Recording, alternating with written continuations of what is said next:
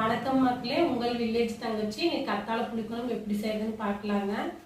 கத்தாழை புளிக்குழம்புக்கு கத்தாழை அறுத்துக்கலாங்க. கத்தாழை சிறுசாக ஒன்று வச்சாலே போதுங்க, பக்கம் பக்கமாக நிறைய கத்தாழைக வந்துடுங்க. கத்தாழையை அரிஞ்சு ஒரு 3 மணி நேரம் அப்படியே வச்சிடலாங்க. அதில் மஞ்சள் கலராக பால் வருங்க, அது பூரா சுத்தமாக வடிஞ்சிடணுங்க. பாரம்பரியமாக சோத்து கத்தாழை மருத்துவ குணம் நிறைஞ்ச ஒரு மருந்துங்க இது.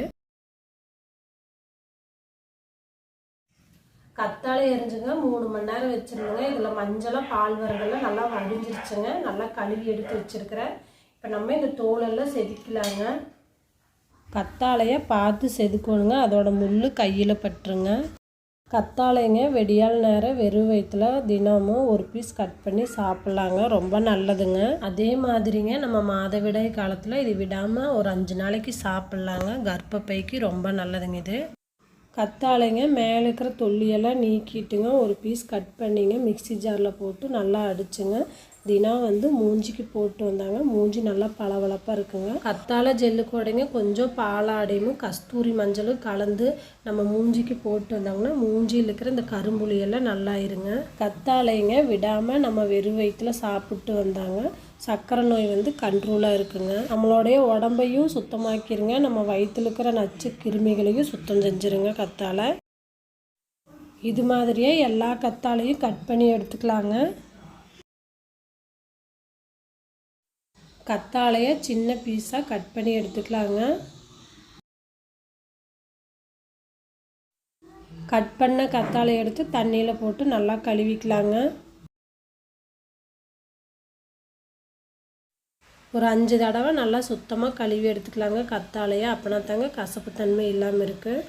கடாய் காஞ்சிருச்சுங்க. 1 ஸ்பூன் மல்லி சேர்த்துக்கிறேங்க. 1/2 டீஸ்பூன் சீரகம் சேர்த்துக்கிறேங்க. 1/2 டீஸ்பூன் வெந்தயம் சேர்த்துக்கிறேங்க.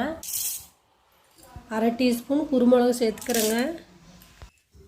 வரமிளகா 6 எண்ணெய் எடுத்துருக்குங்க, அதையும் சேர்த்திக்கிறேங்க. அது கூடயே கருவேப்பிலை தலையும் சேர்த்து நல்லா வணக்கலாங்க.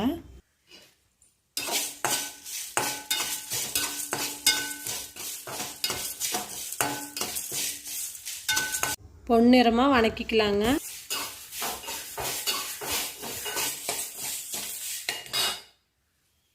நல்லா வணங்கிடுச்சு. இது மிக்சி ஜாரில் போட்டு நல்லா பவுட்ரு பண்ணி எடுத்துக்கலாங்க.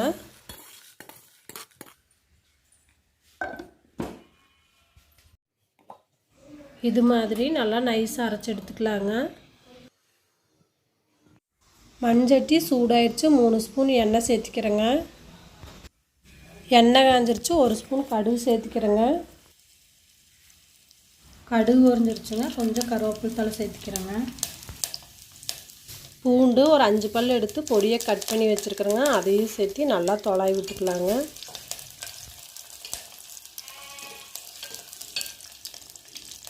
சின்ன வெங்காயம் 2 கட் பண்ணி வச்சுருக்குறேங்க, அதையும் சேர்த்து நல்லா தொலாவிக்கலாங்க.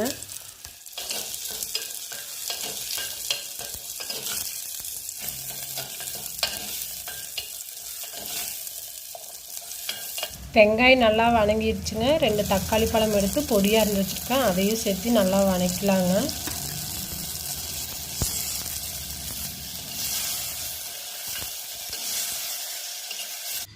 கத்தாழையை நல்லா கழுவி எடுத்து வச்சுருக்குறேங்க, இது சாப்பிட்டு பார்த்துடலாங்க.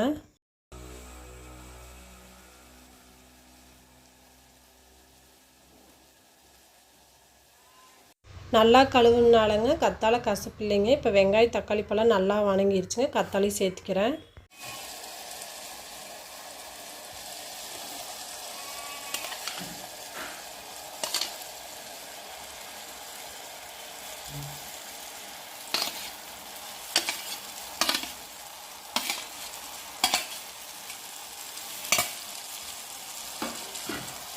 கத்தாழையை நல்லா தொலாவி விட்டுக்கலாங்க.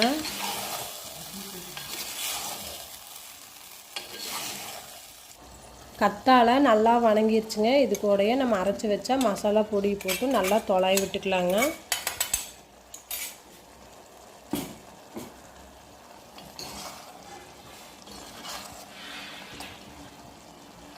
கால் ஸ்பூன் மஞ்சத்தூள் சேர்த்துக்கிறேங்க. பெரிய நெல்லிக்காய்ச்சோடு புளி எடுத்து கரைச்சி எடுத்து வச்சுருக்கிறேங்க, அதையும் சேர்த்துக்கலாங்க. உப்பு ஒரு ஸ்பூன் போட்டு தொலாய் விட்டு மூடி வச்சிடலாங்க. குழம்பு நல்லா வேகட்டுங்க, அப்புறம் பார்க்கலாம்.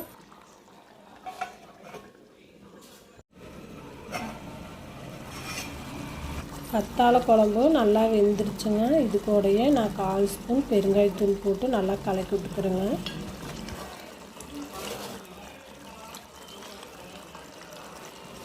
இது கூடயே மல்லித்தலை ஒரு கொத்து போட்டுக்கலாங்க.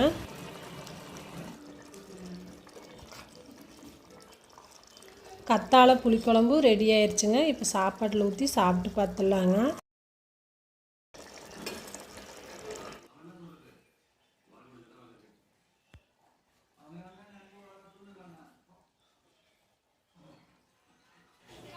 கத்தாழை குழம்பு ரொம்ப நல்லா இருக்குதுங்க. எந்த கசப்பும் இல்லைங்க. நம்ம புளிக்குழம்பு மாதிரியே இருக்குதுங்க. இந்த வீடியோ உங்களுக்கு பிடிச்சிருந்துச்சுன்னா லைக் பண்ணுங்கள், ஷேர் பண்ணுங்கள், சப்ஸ்கிரைப் பண்ணி பக்கத்தில் இருக்கிற பெல் பட்டன் அமுக்குங்க. நன்றி.